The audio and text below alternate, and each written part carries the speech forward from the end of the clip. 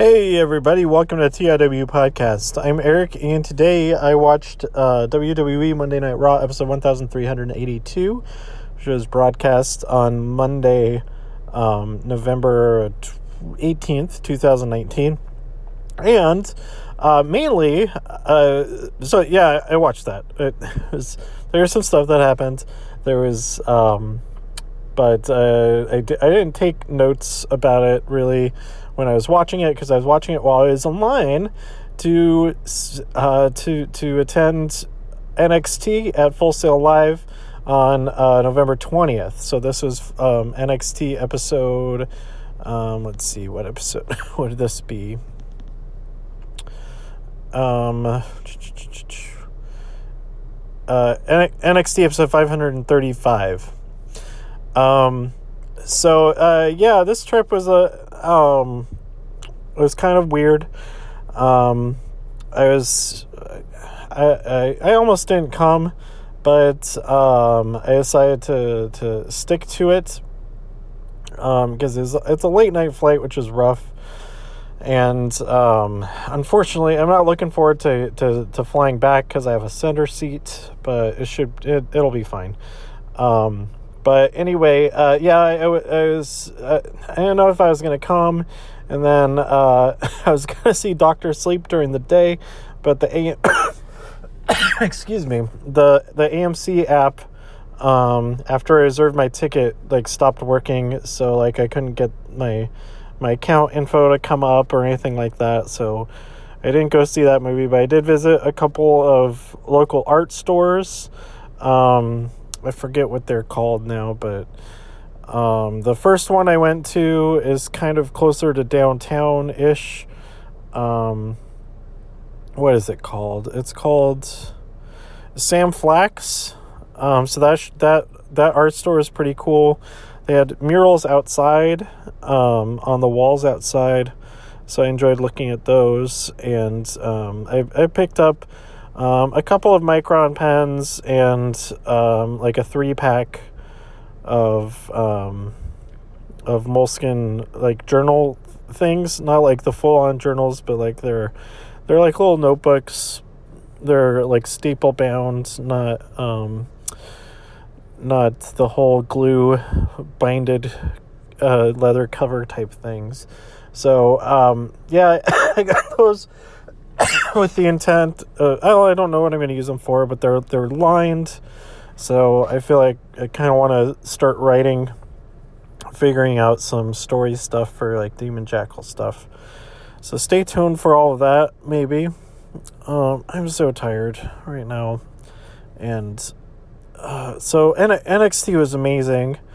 But I'm just so drained after that, and for because of some other stuff, and just basically I've slept here and there, mainly in my rental car, taking some naps and stuff like that, but I'm still just really, really tired, and it'll be nice to have an actual hotel, because for these overnight trips to Florida, it's not really necessary.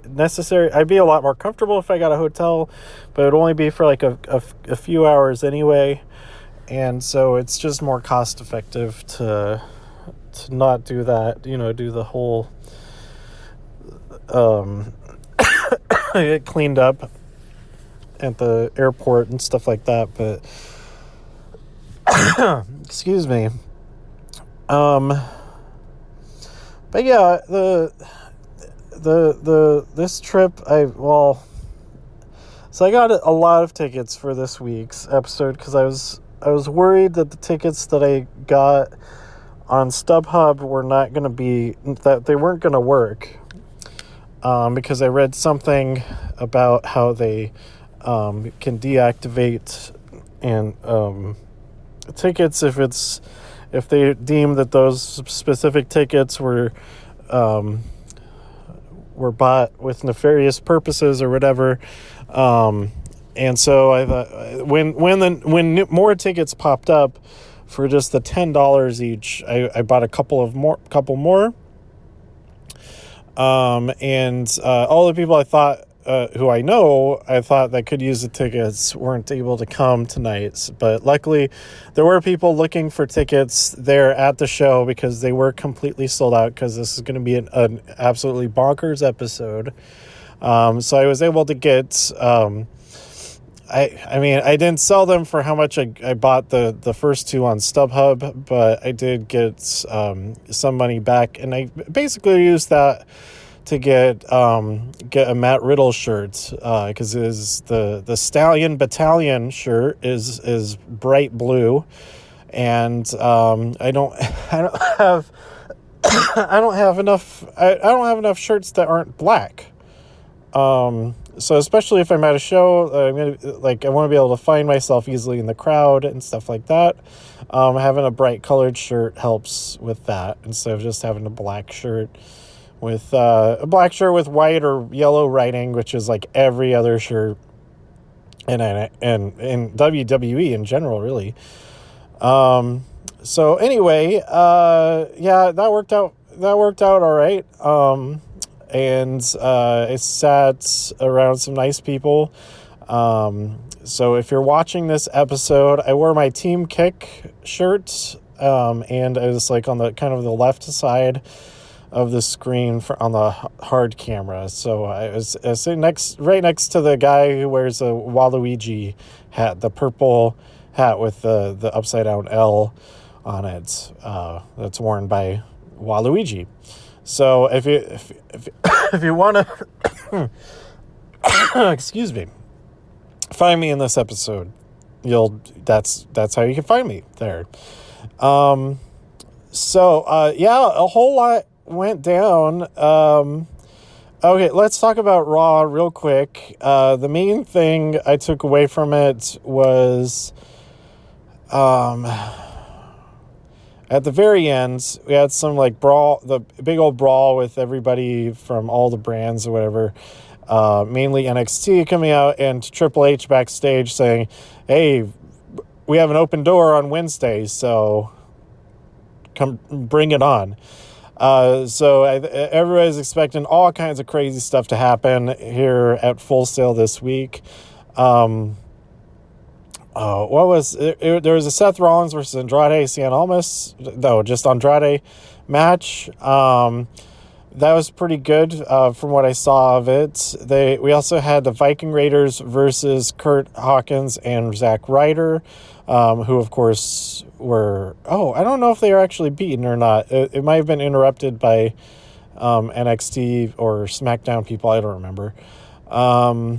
I did watch the episode that I sort of watched was on Hulu, so I'm sure there's a bunch of stuff that was completely cut out from what I saw, that I didn't just kind of skip through anyway. But we also had announced that next Monday, so this is in Chicago at Allstate Arena, so I'll be there live for this match, which is pretty exciting, that Humberto Carrillo will challenge AJ Styles for the United States Championship match. So that's like the only thing I actually remember from this episode. But yeah, I'll talk about my War Games predictions later on in this episode.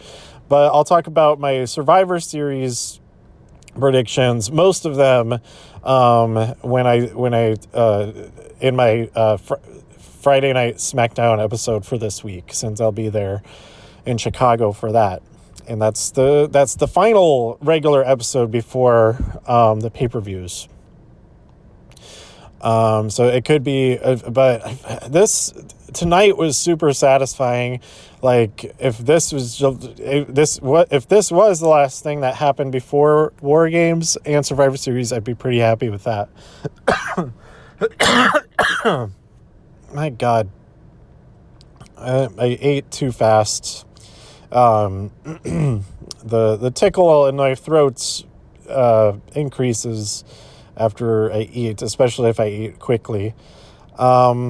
But yeah, this episode, we had two dark matches before, which were... Okay. We had Caden Carter versus Vanessa Bourne. Caden won that match. There's some interesting stuff there. Caden's finisher, I think this may have been the first time that I saw her do this variant of this finisher. I may have seen the actual submission hold part of it, but the way she got into it was really, really interesting. She kind of did like a spiral jump into it. It was, I don't even remember exactly what the basic hold that it was a variation of was, but I think it was on her legs. I'm not even sure how to describe it, but I thought it was really cool because it was like a high impact, like acrobatic type of submission hold. And I can't think of any other real examples of that. I think the closest thing to that would be probably, I think the closest thing would be, Carmella's Code of Silence. And that is more of like it doesn't have like a jumping type of impact to it. It's more of like a really slick maneuvering into it. But it was really cool. I don't know what it's called, but there's probably some videos of it online and stuff. So go check out Caden Carter's finisher, whatever it's called. And then we had a tag team match. Raul Mendoza and Mansoor defeated the Outliers, Dan Matha and Riddick Moss. Except I think Dan Matha has a different name, and I'm actually going to look it up. Dan Matha. Let's go to a new tab so that I can see Dan Matha.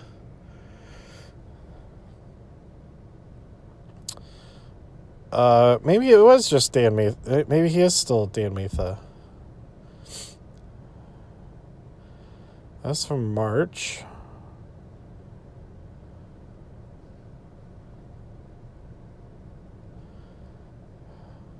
Let's see. Okay, he does have a different name. It's Dorian Mack. M-A-K.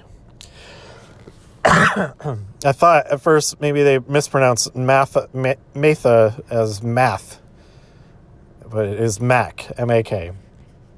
So it has the same initials. That's nice, I guess. I enjoyed this match, especially because Robert Stone, their manager, was out there, and I just like him in general. Then the actual show started, and it started with Becky Lynch coming out and challenging Shayna specifically, but Rhea Ripley answered that challenge, and so we got Rhea Ripley versus Becky Lynch. That was a lot of fun. It was ended in a no contest because the horsewomen attacked. Which is kind of to be expected in all of these goings on, heading into Survivor Series. Then we had Matt Riddle versus Ricochet. So Ricochet attacked the finest Kona Reeves, as he was making his entrance. I guess it was supposed to be Matt Riddle versus Kona Reeves. But, Ricochet takes him out. Matt Riddle comes out, and then they have a match. All kinds of stuff goes down. At the end of that match, Matt Riddle actually won it. But there's all kinds of brawling. And then after everybody else had cleared out, this is during commercial break, Kona Reeves finally, he was just like, I guess he was just laying there where he got attacked the entire time. And he finally made his way back into the back.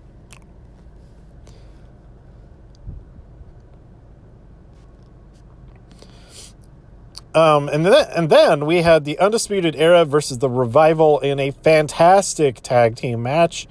The Undisputed Era won, but man, this is my favorite match the Revival has had that I can remember since back when they were feuding with DIY, like 3 years ago now. So, man, it was great to see them in action in NXT again. And after the match, they got "Please don't go" chants, like during the commercial break. So that was nice. Then we had Kaylee Ray versus Dakota Kai. Like I said, I wore my Team Kick shirt, so I was very excited for this match. Kaylee Ray won, which I'm a bit disappointed in that. But, I mean, she is the UK champion. I wasn't really expecting the UK champion to lose here on just, an previously unannounced match on a regular episode of NXT on her away show. But, I really, really enjoyed seeing Dakota in action here and Kaylee.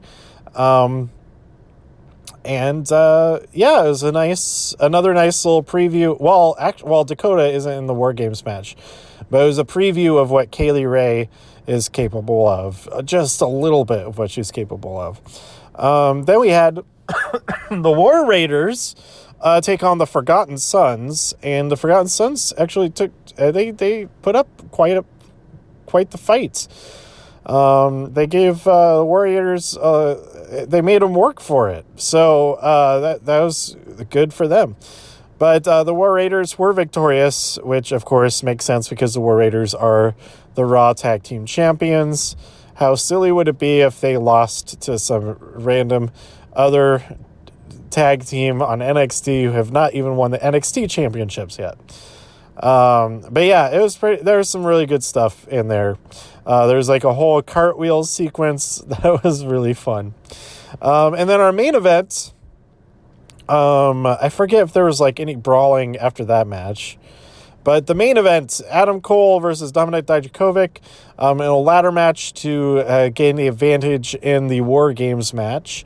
And Adam Cole won after sending Dijakovic off of the ladder into another ladder that was propped up between the ladder and the turnbuckles, and that was pretty intense.